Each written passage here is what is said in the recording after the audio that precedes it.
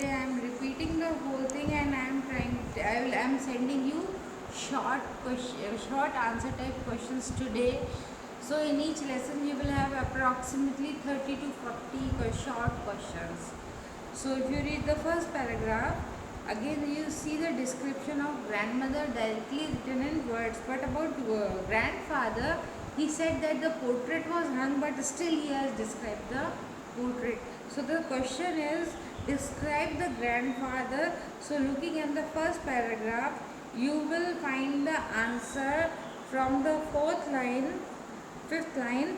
My grandfather's portrait hung. So you need not write that the portrait was hung. That the main description is he wore a turban and loose fitting clothes. His long white beard covered the best part of his chest, and he looked at least 100 years old. He did not look the sort of a person who would have a wife or children. He looked as if he could have only lots and lots of grandchildren. This says his age was a person with grandchildren definitely has to be approximately 100 years old. So the large question I gave you was about the description of the lady. That will be from the whole lesson as such, but you can choose about 15 sentences of your own choice, or you can even simplify the sentences. The main sentences being that she was an old woman, wrinkled, and all the time he had known her, she was all the same, and that she told us about the game she used to play. Now there is a question from the same paragraph, last 3 lines, that she often told us of the games she used to play that seemed quite absurd and undignified on her part, and we treated it like the fables of prophets she used to tell us. Now, because the boy could not imagine that old lady as a child, it seemed absurd, फालतू बकवास, it अजीब, strange that a very old lady playing the games which were played by children. So, how the thought was almost revolting. He could not believe. The thought was almost revolting. Money he could not believe, and he treated it like fables. जैसे अपन एक कहानी सुनते हैं, परी की कहानी and भूल जाते हैं. That type. Yeah, actually fable होता क्या है? Fable is a very short story which teaches you something.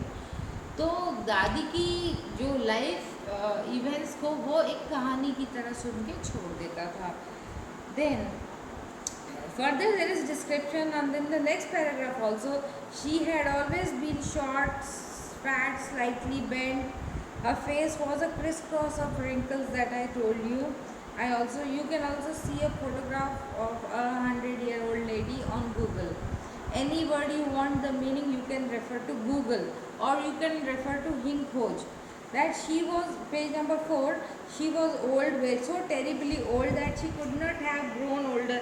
That means nobody could imagine that further wrinkles can come from somewhere, because already the whole face was wrinkled.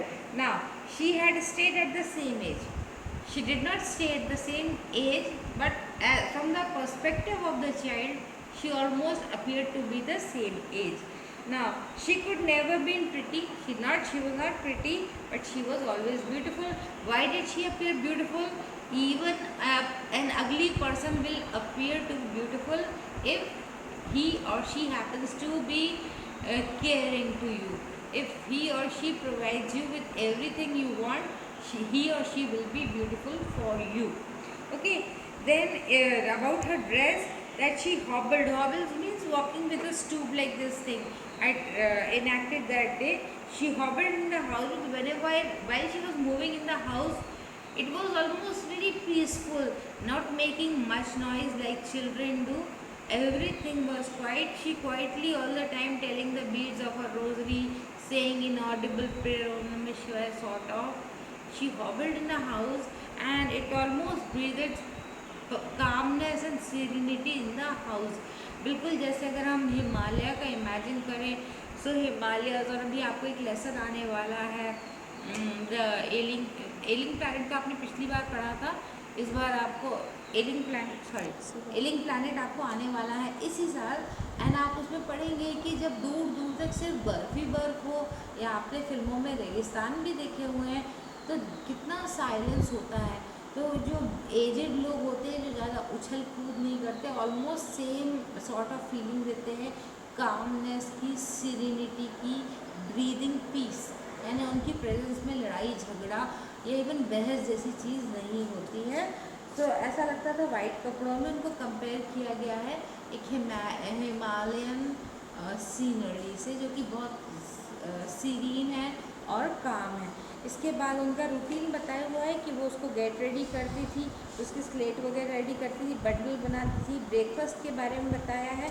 Then वो जब रास्ते के बारे में बताया है, फिर ये बताया है कि वो प्रीस्ट जो प्रीस्ट था वो उनको पढ़ाता था। एंड प्रीस्ट कितना पढ़ा सकता था?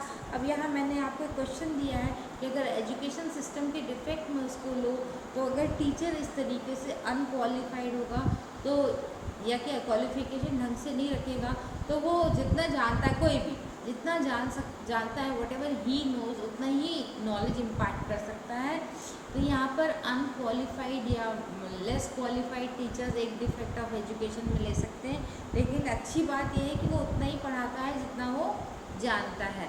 एक और जो डिफेक्ट ऑफ एजुकेशन सिस्टम की, विलेजेस में अच्छे स्कूलों का ना होना, जो कि नवोदय और दूसरे स्कूलों का खुल जाने से वो भी अभी करेक्शन हो चुका है।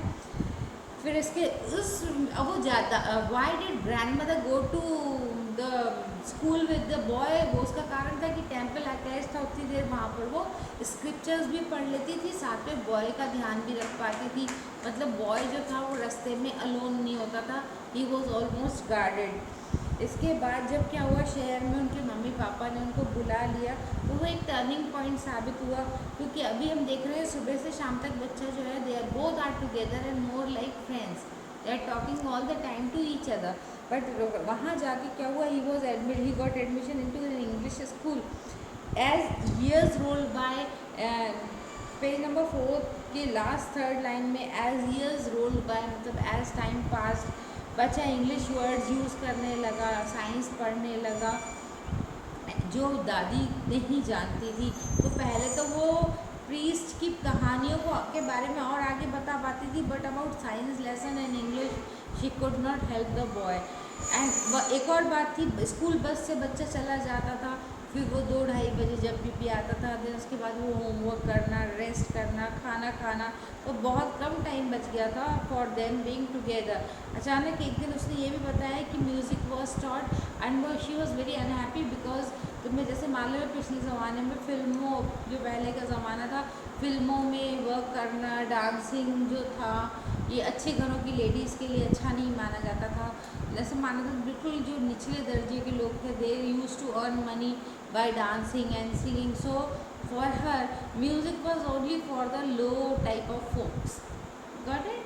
इसके बाद क्या हुआ, लड़का जो था वो खुशवंत सिंह कॉलेज पहुंच गए, एंड कॉलेज में स्टडीज़ का लोड। यहाँ पर अगर हम देखें जो एजुकेशन सिस्टम के अगर डिफेक्ट देखें, फर्स्ट इसके बुक पर हाल है, पेज नंबर 5 के फर्स्ट पैराग्राफ में भी लिखा कि there was no moral education, so this is the defect of education system. यहाँ पर बता रहे कि वो कॉलेज गया था, he was given a separate room of his own, तो दादी तो बिल्कुल अलग हो गई। तो again she had to pass her free time, तो she took to feeding sparrows, यानी कहीं तो टाइम पास करेगा, लेकिन जो अच्छा व्यक्ति होता है वो अच्छी चीज़ों में टाइम पास करता है।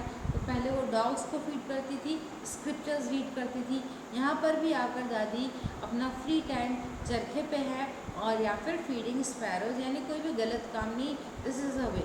यहाँ पर खुशवंत सिंह का ज़्यादा बिजी हो जाना, उनका सेपरेट रूम मिल जाना शो करता है load of syllabus on the load of curriculum on the children, मतलब बच्चा ज़्यादा टाइम स्टडीज़ में लगाने लगता है, तो फिर पर्सनालिटी डेवलपमेंट एक तरीके से हरास हो जाता है, सोशल रिलेशनशिप सफ़र कर जाती है, क्योंकि अब वो ना तो मम्मी पापा से बात कर पा रहा है, ना तो वो दादी से बात कर पा रहा है। तो जो उनके बीच का जो बॉन्ड है वो ठीक है कि बचपन में स्ट्रांग हो चुका है, बट ऐसे में वीक हो जाता है।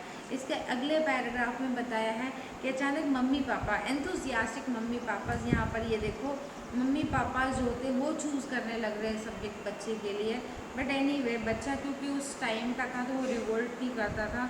यहाँ पर भी बच्चा बाहर जाके अब्रॉड जाके स्टडीज़ करने वाला है, वो भी अच्छा नहीं माना जाता था। Going abroad to foreign countries for any purpose was not considered good. और यहाँ पर हम देख रहे हैं खुशवंत सिंह के पेरेंट्स डिसाइड करते हैं कि उनको बाहर भेजेंगे, अमेरिका भेजेंगे या लंदन भेजेंगे for further studies, for higher studies. तो दादी को ये पसंद नहीं आता। अब यहाँ म्यूज़िक भी पसंद नहीं आया था, साइंस का पढ़ाना भी पसंद नहीं आया था, मॉरल एजुकेशन नहीं दी गई वो भी पसंद नहीं आया, शहर आना भी पसंद नहीं आया और अब्रॉड जाना भी पसंद नहीं आया। But she didn't say anything, वो कुछ भी नहीं कहती थी। She accepted it with resignation. समझ में आया? मतलब जैसे उन्हें कोई मतलब नहीं है, मतलब होते हुए भी मतलब नहीं, मतलब वो कहती नहीं थी। She was not of a revolutionary temper कि नहीं जाएगा बच्चा लाइक दिस। समझ में आया? इसके बाद हम देखते हैं कि वो स्टेशन पे सी ऑफ करने भी गई और उसने यहाँ पर फोरहेड पर as a mark of love उसको किस भी किया। खुशवंत सिंह सोच रहा था दादी ऑलरेडी इतनी बूढ़ी है, पता नहीं 5 साल बाद लौटूंगा तो दादी जिंदा मिलेगी कि नहीं, she would see him again or not, he would see him again or not. लेकिन जब वो 5 साल बाद मिल आया तो he was very happy to see कि ग्रैंड मदर ने उसको रिसीव भी किया और उसका वेलकमिंग भी किया। कैसे किया? पास की लेडीज़ को गैदर करके एक ओल्ड डायलैपिडेटेड ड्रम यानी टूटा फूटा ढोलक जैसा भी मिला, उसको लेके home coming of the warriors बहुत रात तक उसने एक्सर्शन किया ना। सब लोगों को बोलना पड़ा कि दादी आप बहुत ज़्यादा ओल्ड हो, आप एक्सर्ट मत करो नहीं तो तबीयत ख़राब हो जाएगी। है दादी वैसे तो कभी ज़िंदगी में प्रेयर्स करना छोड़ी नहीं थी, लेकिन वो पर्टिकुलर जितनी देर म्यूज़िक चला उन्होंने प्रेयर्स को छोड़ा था। उसके इमीडिएटली बाद उनकी तबीयत थोड़ी सी ख़राब हुई, डॉक्टर को बुलाया, doctor said that she had fever and she will get well soon. But दादी सेड अदरवाइज मतलब जस्ट उल्टा कहा। उन्होंने कहा नहीं, मैंने बहुत बड़ी गलती की है प्रेयर्स छोड़कर, अब मैं नहीं बचूंगी। And this is what happened. थोड़ी देर में वो माला ऐसे she kept on telling the beads of the rosary, थोड़ी देर में वो रोजरी गिर गई यानी she almost was lifeless, she was dead. अब रात में उनकी डेथ होने के बाद जो ऐसे कहते हैं जनरली कि डेड बॉडी को ज़मीन पे लिटा देते हैं और क्रीमेशन माने अंतिम संस्कार, क्रीमेशन की तैयारी करते हैं। तो वो सब बैम्बू का स्ट्रेचर जो बनाते हैं जिस पे डेड बॉडी ले जाते हैं वो सब तैयार हो रहा था, उनको नीचे ज़मीन पे लिटा दिया गया था, प्रिपरेशन हो रहा था। धीरे से मॉर्निंग आ गई, सब लोगों को इन्फॉर्म कर दिया गया कि फ्यूनरल होगा। फ्यूनरल एक्चुअली वो जो लोग जाते हैं संघ में टिल द टाइम वहाँ पर उसको डेड बॉडी को जो भी रिचुअल्स करनी है वो सारी रिचुअल्स तक फ्यूनरल ही कहलाता है। और cremation last point of the funeral होता है, वो क्रीमेशन होता है। तो मॉर्निंग हो गई, चिड़ियों को आना था, चिड़ियाँ आ गई, बट दादी was grand mother was not seen anywhere. और उनकी डेड बॉडी तो ऑफकोर्स वहाँ थी। एंड उनके जो भी सेंस होता है एनिमल्स का स्पेशल सेंस जो होता है, स्पैरोस को पता चल गया कि ग्रैंड मदर वॉज नो मोर। और वो चुपचाप बैठी रही और बहुत लोग इकट्ठे हो गए। और उसके बाद अचानक लगा मम्मा को, खुशवंत सिंह की मम्मी को लगा कि शायद ये भूखी हैं, इनको खाना दे देंगी तो बेचारी खा लेंगी। उनको ब्रेड क्रम्स डाले, बट स्पैरोज ने ना ब्रेड क्रम्स को देखा, ना उस दिन चर्पिंग की, ना कुछ भी की। और चुपचाप से जब डेड बॉडी निकली तो स्पैरोज अपनी जगह उड़ गई। यहाँ मैं आपको थोड़ा सा हाईलाइट करूँगी, मैंने क्वेश्चंस जो आंसर्स दिए हैं वो इसमें कवर हो रहे हैं सारे के सारे, कि क्यों पसंद नहीं था। बिकॉज ओल्ड पीपल जो थे उनका बिलीव था कि going crossing 7 seas was not just, मतलब religion wise it was not considered good. वैसे भी बाहर जाके लोग नहीं कहते कि अफेक्ट पड़ता है दूसरे कल्चर का, अपना कल्चर जो है ख़राब होता है। फिर इसके बाद ऐसा कोई और पॉइंट अगर आपको लगे आप पूछ सकते हैं। हाँ, जब दादी स्पैरोज को फीड करती थी that was the happiest hour, क्योंकि उनके सर पे, शोल्डर्स पे, आसपास सारी जगह बर्ड्स आ जाती थी और वो सर पे भी बैठ जाती थी और दादी उनको ऐसे करती थी जैसे बच्चों को ऐसे डील करते हैं, मतलब दैट वाज ऑलमोस्ट लाइक जैसे कोई बच्चों के संग खेल रहा हो। So that sort of a lady was grand mother, very kind towards animal. कुत्तों को भी वो खाना खिलाती थी और कभी मारती वारती नहीं थी। बच्चे को भी मारने का कोई रिकॉर्ड नहीं है, बल्कि उन्हें बहुत ख़राब लगता था जब वो उसके होमवर्क के समय उसको हेल्प नहीं कर पाती थी। Again she was a very religious lady, very nice lady. Your question, I will be posting the questions today itself. If you are not able to read the questions written by me, then the questions are also available in Google, and it is also questions are also available elsewhere. So what you need to know is all about the lesson. I just want my homework done. Once you send your homework, I will mark you present for the last 5 days, because a lesson takes 5 days. Questions will be posted to you today, tomorrow. By tomorrow, I'll give you 2 days. You give your answer in 2 days. Once I receive the homework, I will mark present for all the days. Tomorrow, the next lesson will be all about the voice of the rain. Thank you very much.